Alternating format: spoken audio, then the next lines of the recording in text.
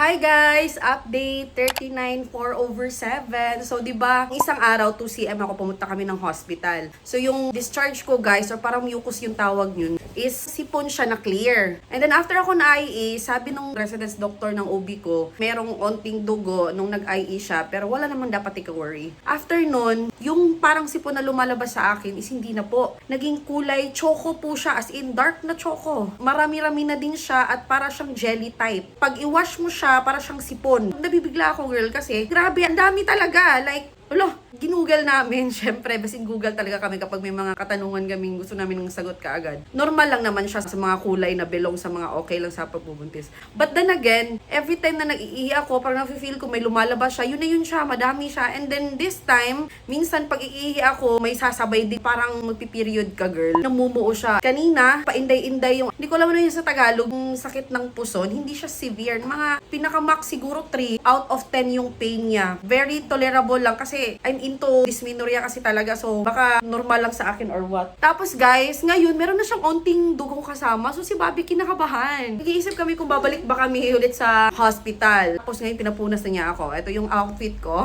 And dinawagan namin yung assistant ni Doc, hindi na daw normal yung ganon. So we need to get back para ma-check ako ulit kasi baka may improvement na yung 2 cm. Oh my God! We're here again dito sa ating paay, girl! Guys, birthday pala ni Mama Mary today. So kung ngayon siya lalabas or within today, magka-birthday sila ni Mama Mary. Hindi ko alam kung ano talaga date ang gusto ng anak ko. Kung 9, anniversary din namin sa wedding ni Bobby. Kung 10, ka-birthday ng first daughter ni Bobby. Kung 11, birthday ko din. O, 'di ba? Pero hanggang 11 lang yung antayin natin, girl. Excited na ako. Bago tayo pupunta ng hospital, guys, ay susunduin na muna natin si Macy at dadaan tayo ng church dahil birthday ni Mama Mary. Bobby, can you help me with this, please? Hindi ko na ma-reach. Hold on. With this outfit, but maglalight lang kami ng candle para mag-greet lang namin si Mama Mary sa church and then diretso sa hospital. And let's do for the IE again. Nakuha na namin si Macy! Kiss ko lang ga! Si Nani Maricel ang nanay namin sa bahay. Kete. Dito na mga time, pinagdasal ko na din na baka mga anak ako on that day na i-guide nila ako, of course. Na safe kaming dalawa ng anak ko pagkalabas sa delivery room. At syempre, di ko nakalimutang bumati kay Mama Mary. 4:11 second IE. So guys, kakatapos ko lang mag-process ng mga kailangan para sa room niya. Actually, nakapuno mga room dito. Yung mauuna is yung mga nakapigla. Pero priority naman kami kasi naka-avail kami sa package dito. So, di kami nagkita ni Bobby ngayon. Andito ako ngayon sa may delivery room. If ever makausap ko siya sandali. Sa ward muna daw kami, waiting sa room. Pinindot ko yung bell para makausap ko siya yan.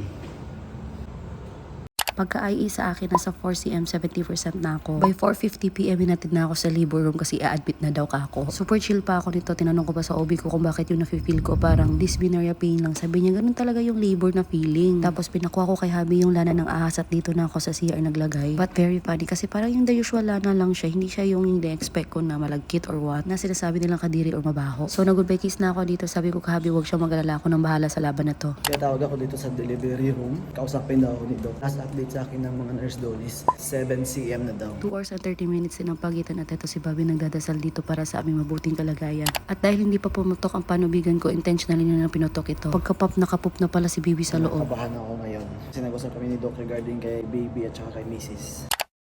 Sobrang slow na ng progress ko dito. Isipin mo 4 hours tapos 1 cm lang yung nadagdag. Kaya si Abby sobrang kinakabahan na dito kasi from time to time sinabihan ko talaga mga nurse na i-update yung asawa ko. Still fighting for normal delivery but simula nung pinaputok yung panubigan ko doon ng simula lahat. Almost isang oras na ako maghihintay sa tawag nila. Mag to 12 na.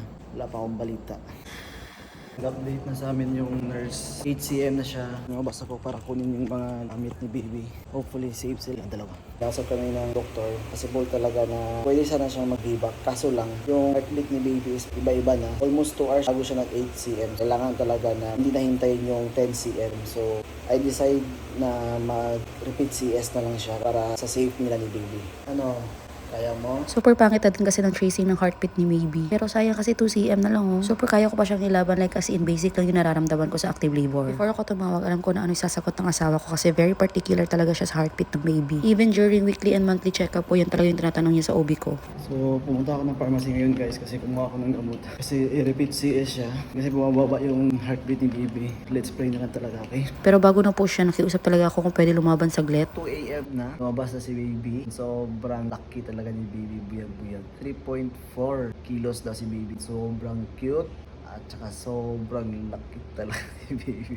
So guys, andito kami ngayon sa ward muna. Wala pang available na room as of now. Nag-extend kami ng at least 2 hours sa pag-aantay pero wala pa rin. So, andito kami ngayon sa ward guys. Walang tao dito. 6 yung bed dito kasi wala pang available na room. Sabi ko dyan siya matulog muna si ate kasi wala pang pasyente. Ayun, sarado ito kasi natatakot siya. Kampante na si Abby since nakalabas na kami ni baby. Actually, per CM, pwede daw mag-wait up to 4 hours pero sa akin, nag-extend na kami ng another 2 hours. Pero talagang wala, girl. Excited pa naman ako sa Big Push. Pag may pumasok, sabihan mo, nakautot siya. Hindi ako. Siya yung may salarin. Sa 2 hours na inalaw sa akin na mag-extend, talagang ang dami naming nilaban, girl. Nagpa-play ng upbeat music, niyug-yug yung chan ko, IA from time to time. And the last method I did was playing my nips and it worked somehow, kaya lang hindi talaga. Kaya pinagalitan ako ng isang doktor kasi nga baka magkakomplika. At yun na nga yung nangyari. Grabe, pero di ko na-question ng Panginoon. Sabi ko na lang thank you at safe kami nakalabas ng baby ko. Diyan na tayo papunta kami sa NCU para bisitahin siya. So September 9, 2025 by 1 a.m. pinasok na ako sa operating room and 1:21 a.m. baby is out. Way too fast, my OB didn't expect it to. Reason, walang masyadong taba kay madali at manipis lang pagkahiwa, then kita na kagad si baby. Advantage, yung keloid na mo from my previous bottle scar dahil sa paglaki ng tiyan ay na-adjust and are now no longer visible. Sobrang dami ko pa sanang i-share pero feeling ko separate na lang natin sa live para tanong all you want kayo. For now, gusto ko lang muna i-enjoy itong mga pagkain na nasa harapan ko from Brick Modern Kitchen dahil talagang nag-crave ako ng steak, girl. At ito din ang pinaka-inaantay ko sa lahat ang makabawi ng pagkain. September 9 lang ako nanganak pero na-discharge na ako ng September 10. O diba, CS pa yan. Sa mga pregnant mommies waiting for their turn, iba talaga ang power ng mga nanay. Indeed, we're a superhero without a cape.